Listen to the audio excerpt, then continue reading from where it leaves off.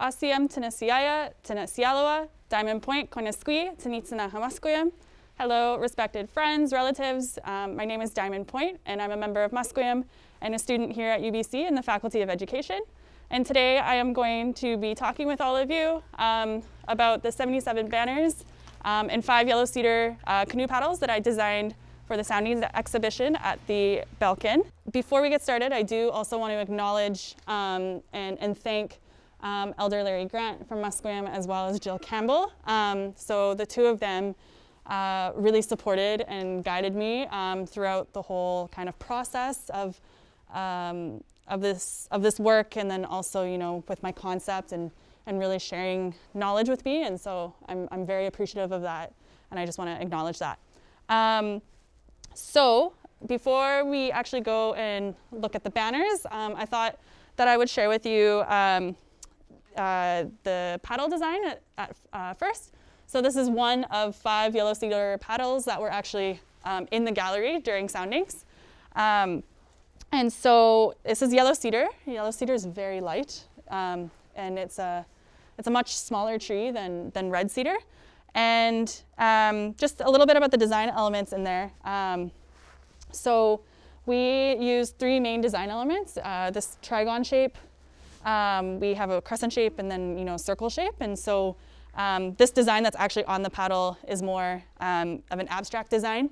As a contemporary artist, I really enjoy kind of taking our traditional design elements but really contemporizing it and making it my own within kind of an abstract design. And so that's just what this paddle is reflective of. As you can see in the banners, the paddle is actually up like that. We'll go and have a closer look at them. But so the main concept of this design was, you know, after speaking with Elder Grant and getting more knowledge, it's actually building off of this protocol that we have, especially when visiting another community by canoe.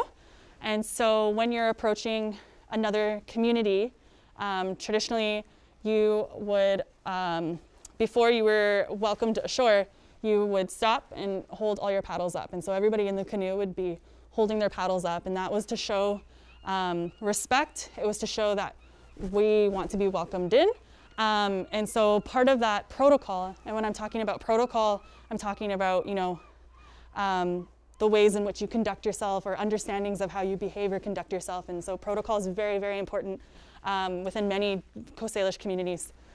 And so basically everybody would be having their paddles up, waiting for the leaders of the 2 communities to, you know, conduct the protocol or do the necessary work before being welcomed in, and then you would know that you're being welcomed in as guests. And so that concept and that understanding was really important for me to convey within these banner designs. So there's 77 banners that start from where the reconciliation pole is at the forestry buildings, all the way down here to the flagpole. And so I just wanted that understanding to be present, especially walking along Main Mall and understanding that, and even the name for this work, you know, translates to coming together and coming together in a good way. And so there was really a visual display of this understanding of communication between 2 communities. And so those communities being, you know, the University of British Columbia and the Belkin and with Musqueam. And so, you know, showing that partnership, that respect for one another, you know, recognizing and acknowledging protocol and things like that. So that was the theme concept behind the work. Yeah, so before we walk down to the banners, as I was researching a little bit more, especially when I was coming up with the design, I was actually looking into, so the Hunkaminam is our language. It's the dialect that we speak in Musqueam. The Hunkaminam word or name for Main Mall actually translates to middle. And so the significance of that understanding of middle is historically, you know, middle points of land, or, you know, peninsulas, or like the tips of peninsulas, they were used to, so there would be people or watchmen, you know, looking and watching, you know, if anyone was approaching. And so they had that sight and that visual to see if people were coming in peace or people were not coming in peace. And they had that lookout to actually be able to like run back and warn people or tell the others that so, we have guests coming or things like that, depending on which way they were approaching. And so what's interesting about that is actually even where my last name comes from, Point, in speaking with my dad and knowledge that's been shared with me, is that throughout our territory, which again is like Greater Vancouver, so we had different families or village sites on different like points of land, and so those are and families kind of spread throughout, and so my line of ancestors or family members, we were known as people of the point, or people on the points. And so during the time when there was Indian agents on our reserves, and we were being told to live on reserves, and an Indian agent would be on our reserve enforcing Indian Act policies. So part of that was taking on an English last name or an English surname. And so throughout Canada, oftentimes what happened was that the last name of the Indian agent, or the first or the last name of the Indian agent, is actually the name that would be given as someone's like English surname. And so the story goes, or what's been told to me, is that my ancestors, and I will say like the Point family is huge. Like there's a lot of us, a lot of Points. Is that our ancestors actually like fought this, and saying that we're not going to just take on an English name that has no meaning or significance to us. So we really fought to have the name Point, because at least it was reflective of like our history and where we lived, and we were people on the point. So yeah, so that's knowledge that I always really like to keep really close with me, and I'm very appreciative of knowing this history and knowing this and that being reflected in my art. So yeah, so we can walk down to the flag or to the banners, and I'll talk a little bit more about that.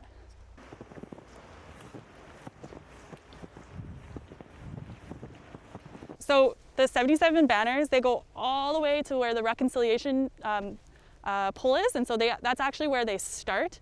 And so I wanted it to be, the journey is from starting there, and the end point is here, and so that's why the banners are positioned that way, because you're supposed to be, approaching, and the end is at the flagpole here. Yeah. Yeah.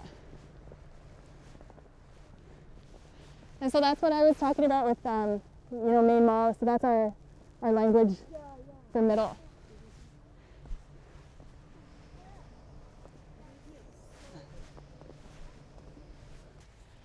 So yeah, I like coming here at this point, because these two banners are the final banners, and what I find really significant and powerful is so the mountains that you see in the banner design are the mountains that you see here, right?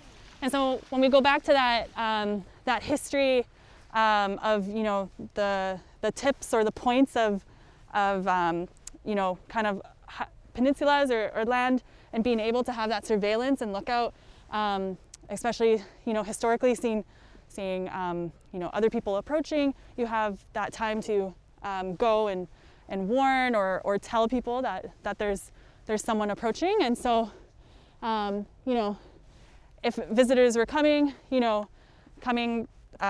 to be guests or visit, right, that's what you would see. You would see all those paddles being held up and letting it know we're coming, we're coming in peace, or we're coming to be guests, or we're coming to be like welcomed in. And so that was really important to me, for that to be kind of the final thing that you see when you actually get to the end of ЛniməЛ. Like I said, as a contemporary artist, I really like using a lot of colors, especially blues, different colors of blues, turquoise, and so that's really obviously reflected in this piece. You can see the sky is an orange color, and so I did that I grew up on the Musqueam Reserve, and so the reserve's 10 minutes from campus. And my favorite part about living in my community and growing up on reserve, and what I always think about when I think about home is Fraser River sunsets. And so they're always this like beautiful orange and even sometimes pink, purple. And so that was what I was thinking of when I think of home and my community, is those Fraser River sunsets. So I wanted that to be reflective of that. Yeah, and then the design in the paddle, again, it's a contemporary design, and so that's being reflective of just who I am. I'm a contemporary artist. I like to create more abstract designs, and so that putting that design in the paddle is showing who I am and reflecting who I am. Yeah. Can you talk again about the three main shapes of Coast Salish? Yeah. So part of Coast Salish art and design, we use 3 design elements. We have the trigon shape, kind of those like triangular shapes. We have the crescent shape, looks like kind of like a crescent moon, and then a circle. And so unlike northern formline, so northern formline is the art that you see, of like the Haida or Tsimshian, the northern communities. In formline, they use ovoids and fine lines. So they'll actually, within the main ovoid or design element, they'll have fine lines within, and then they actually connect the design elements to build, like the figure or the figure that they're trying to represent. Whereas in Coast Salish art and design, we have our design elements, and then we use positive and negative space to kind of create the figure or whatever is trying to be represented. So those are just a little bit of kind of the differences in the art forms. And so yeah, Coast Salish art and design is very different from northern formline, but there's I think a lot of people associate Northwest Coast art with northern formline, and Coast Salish art is kind of not forgotten, but that people don't know that there's a difference. Yeah.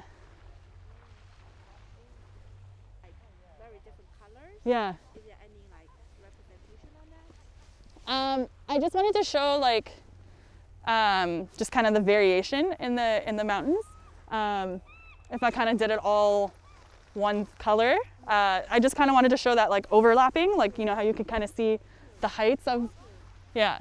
So if I did it all one solid color, I think that would have been like lost. Yeah, but that's so good. When you look at it and you look at it, it's so like reflected in the same way. Yeah, thank you. I appreciate that. Is that part of why you have the paddles up and down as well? Oh yeah. So you can see the sequence of the paddle is like there's kind of an up down, and so the concept of soundings was around building a score. I am not a musical person whatsoever, and so that was the part that I found the most challenging, is creating a design that was like reflective of like Musqueam and our territory, but then also like creating a score of that. And so the reason I have the paddles kind of in a sequence like that is when I was, so there's a Coast Salish canoe song and like drum beat that's very, very, like it's played and it, at canoe journeys and things like that. For the opening of Soundings, we actually had a Coast Salish performance group, Coastal Wolfpack, and they performed that, that paddle song. And so when I was thinking of a sound, that's what was coming to my mind was, those drum beats in the canoe song. So that was what I was trying to visually show. And yeah, it was cool. So when we designed the yellow cedar paddles, the banners were designed first, and then the paddles came after. Because I really only could kind of design one paddle at a time, it was cool for inside the gallery. I was delivering one paddle at a time. So again, we were kind of creating that sequence of a paddle being added, every other week or so. Yeah, but to me, when I look at the patterning, they're different like shape, different height. I thought it's just like record the story you mentioned about the patterning. It's like when the people like getting to the shore, you know, they just hanging on the paddle, you know, to show the respect. I thought those kind of different shape and different height represent, you know, different people. You know, Yeah. people are different. You know, Yeah. to me, it's more like the symbol of the people. So I think it's really good. Yeah. You know, the different shape and different height and different style. And that's a really cool like that's what that's one thing why I love being an artist and is hearing, you know, these different interpretations based on what you're seeing and you're taking in. Yeah, and I really like that reflection that, you know, you're getting from that too. So thank you. Yeah, I'm very appreciative and happy Family Day and xʷməθkվəy. Thank you so much. Yeah. It's really good experience for them too, you know. Especially this boy saying like, oh, I really like drawing, you know, but you know, when you're painting something, it represents something and you want to, you know, convey this kind of idea to the people who's looking at it. Mhm. So it's very interesting for them to look at it too, to experience. Mhm. Thank you. Yeah. Thank you so much, Simon. Yeah. xʷməθkվəy. Thank you. And happy Family Day. Happy Family Day too. Safe drive. Yeah. So please come back to the gallery.